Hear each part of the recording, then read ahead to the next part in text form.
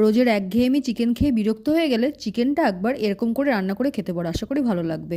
চিকেনের মধ্যে অনেকটা পরিমাণ টক দই পেস্টটা, হলুদ আর লঙ্কা গুঁড়ো দিয়ে ভালো করে ম্যারিনেশন করে 4 থেকে 5 ঘন্টা রেখে দিতে হবে।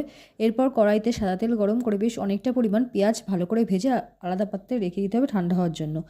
আবার ওই কড়াইতে আবারও অনেকটা পরিমাণ সাদা তেল গরম করে একে একে চিকেনের পিসগুলো দিয়ে ভালো করে একটু হালকা পাতলা নেড়ে ভেজে নিতে হবে। দেখবে অনেকটা পরিমাণ জল বেরোচ্ছে, গ্রেভিটা দেবে না, যখন জল বেরোবে তখন পুরোটা গ্রেভিটা দিয়ে ভালো করে গ্যাসের ফ্লেমটা হাই করে কষিয়ে নেবে যতক্ষণ না ওই কাঁচা গন্ধগুলো যায়।